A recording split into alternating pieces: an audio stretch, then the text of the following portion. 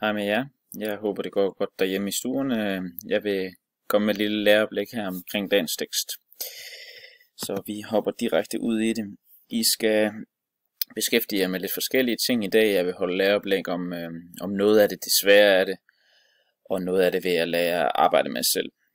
Hvis vi genopfrisker lidt, så kigger vi på primærproduktionen, som er den første produktion, som er den produktion, der kommer fra planterne. Her har vi en formel, der hedder BPP er lige med NPP plus R. Bruttoprimærproduktionen er lige med nettoprimærproduktionen plus respirationen. Så hvis vi ser sådan et eksempel her, jamen så vil der være en eller anden bruttoprimærproduktion for en plante. Den laver ved fotosyntesen, laver noget glukose og så videre, den laver noget glukose, noget af det bliver brugt i respiration, noget af det går til nettoprimærproduktionen. Respirationen dækker over de livsnødvendige processer, såsom optagelse af næringssalte gennem rødderne, proteinsyntese, celledelinger og så videre. Nettoprimærproduktionen er så det, som man kan bruge til vækst. Så det skal vi kigge lidt nærmere på. Vi kigger på målingen af primærproduktionen her om lidt. Og så kigger vi også på målingen af sekundærproduktionen. Sekundærproduktionen er, primærproduktionen er det første led. Når vi kommer i næste led af fødekæden til planteædere og rovdyr og så videre, jamen så har vi den her formel, som er K er lige med A plus E. Det vil sige, at den konsumerede føde er lige med den assimilerede føde plus ekskrementer. Illustreret ved et eksempel her, jamen så er der en ko, der konsumerer noget. Noget af den energi, der er i det konsumerede, vil ryge ud som ekskrementer. Noget af det vil ryge ud som urin. Noget af det vil ryge til respirationen, ligesom hos planterne. Og noget af det vil gå til produktionen, som for eksempel kunne være mælkeproduktion til kalve og så videre. Godt, så det er sådan lige genopfriskningen. Så kigger vi lidt på den her, hvordan man kan måle primærproduktionen, og overordnet på hele jorden er der nogle satellitter og så videre, som kan måle primærproduktionen. Hvis vi dykker ned og kigger på måling af primærproduktionen et bestemt sted, for eksempel i havet, jamen så kan man gøre det på den her måde her, med 3 flasker, hvor man måler iltforbruget i de her 3 flasker. Man har en startflaske, også kaldt initialflasken, som man måler iltforbruget i med det samme, kan man sige. Iltindholdet i med det samme. Og så har man en lysflaske og en mørkeflaske, som man efter for eksempel 3 dage kan måle iltindholdet og iltforbruget, eller iltforbruget i, kan man sige. Ja, så vi kan sige, at for at præcisere det, så måler vi iltindholdet, og det kan så blive et udtryk for iltforbruget hen over de 3 dage, for eksempel, som der er. Mørkeflasken, så vi sætter det tilbage, de her flasker her, med noget vand i her, og så har vi så noget kork eller flamingo eller noget andet, der flyder. Og så står de så her i de her cirka 3 dage. Mørkeflasken, der pakker vi ind i alufolie, og lysflasken pakker vi ikke ind i noget, så det vil sige, at her er der lys tilgængelig, her er der ikke lys tilgængelig. Og mørkeflasken, ja, så vi kigger på, hvordan vi kan bruge det her til at måle primærproduktionen. Og det kan man altså se her. Det vil være sådan, at vi har vores startflaske, vores initialflaske, som måske ligger på 8 mg O2 per liter.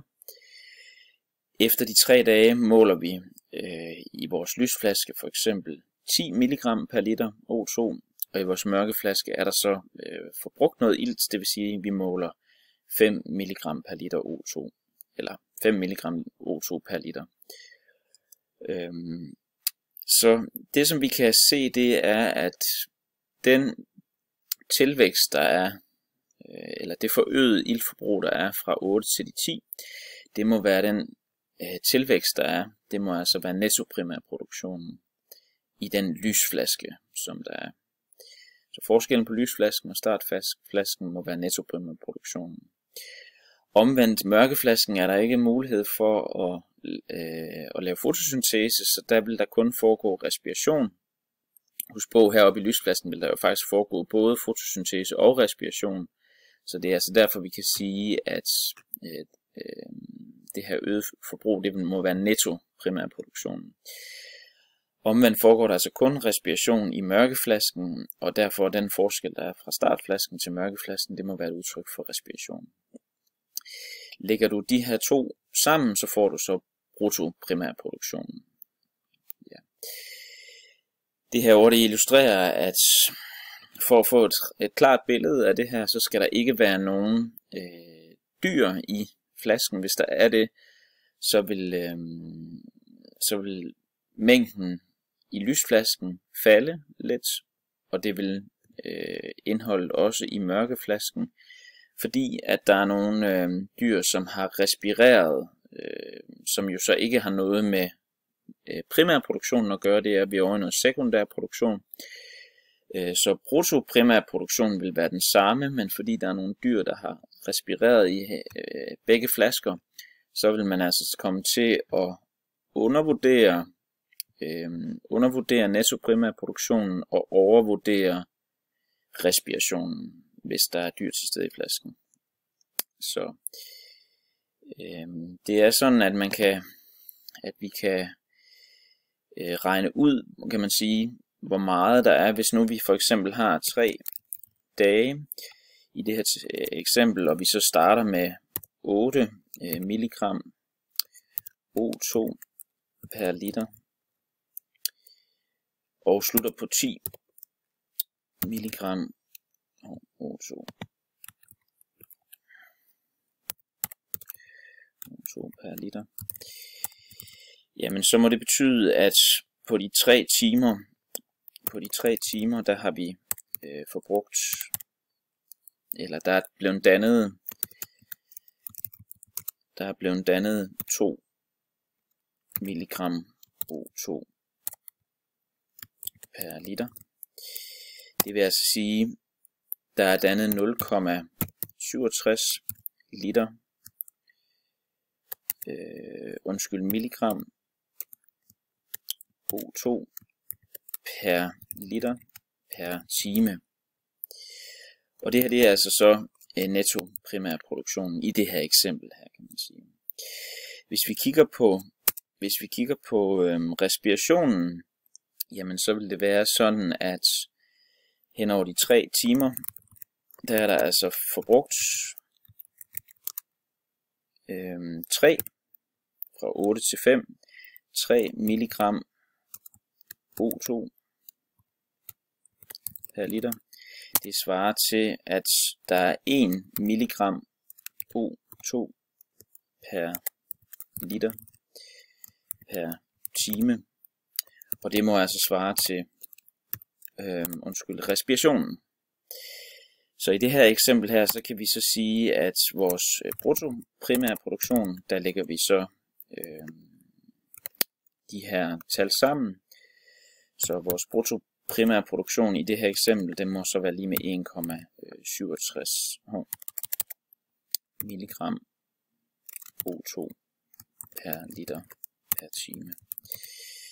Så det er altså sådan et eksempel. Man kan også godt regne ud, hvor meget glukose det svarer til, man har brugt, og det er altså op i det her, eller nede i det her eksempel her, der kender man så for eksempel iltforbruget, som var ved den her respiration her, 1 milligram O2 per time, og så på baggrund af stofmængdeforholdet i den her respirationsformel her, så kan man regne ud og regne frem til, at per liter, der respireres hver time, der respireres der altså per liter 0,9357 milligram glukose under forbrug af 1 milligram O2. Og det må jeg gerne prøve at gennemgå, den her beregning her.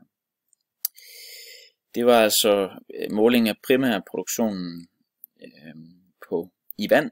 Hvis man gør det på land, så kan man egentlig bare grave op, svarende til et areal her. Så skal man selvfølgelig have målt sit areal op, og så netto primærproduktionen er lige med den energimængde, der er i rødderne, plus den energimængde, der er i blade osv. Og der følger man ind i det her eksempel her, så allerførst så vejer man simpelthen rødder, man vejer blade, og for at få massen af rødderne, jamen så tager man, hvor meget de vejer, dividerer det med arealet herovre, så man har altså gram per kvadratmeter. Så for at få den energimængde, som der er i rødder er der 20 kJ per gram. Så der ganger man altså de her to tal sammen, det tal, som man får herovre fra, ganger man med de her 20 kJ per gram, og så får man de her cirka 9000 kJ per kubikmeter, er der altså i de her rødder her.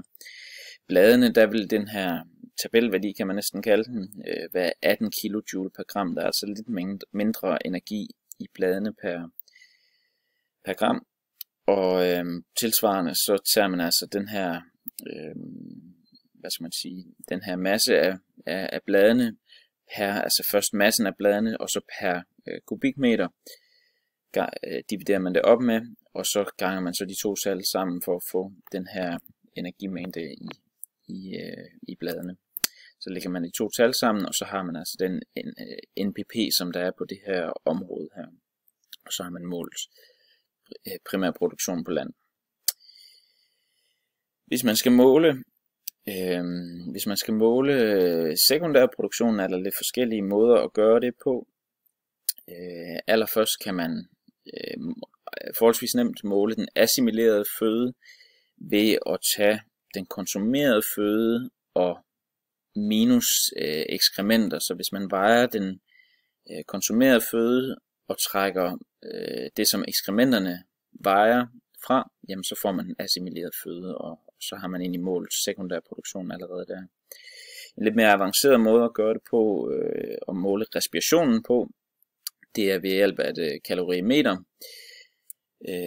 hvor man for eksempel kan sætte en mus ind, og så måle på O2, temperatur, CO2.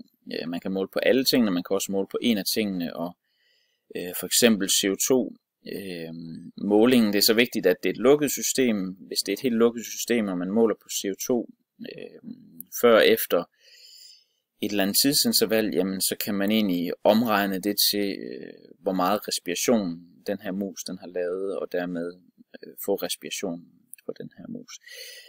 Temperatur og O2 vil kunne bruges til det samme, da der er en vis varmeafgivelse i forbindelse med respirationen, vil temperaturen altså også kunne bruges som et mål for, hvor meget respiration der er foregået ind i den her kasse, som skal være tillukket godt. Det var det, så er der lidt mere, men I kan følge opgavebeskrivelsen. Det var sådan lige det, der var det sværeste af det, og ellers så er I velkommen til at skrive eller ringe på Teams, hvor jeg sidder klar. God arbejdslyst.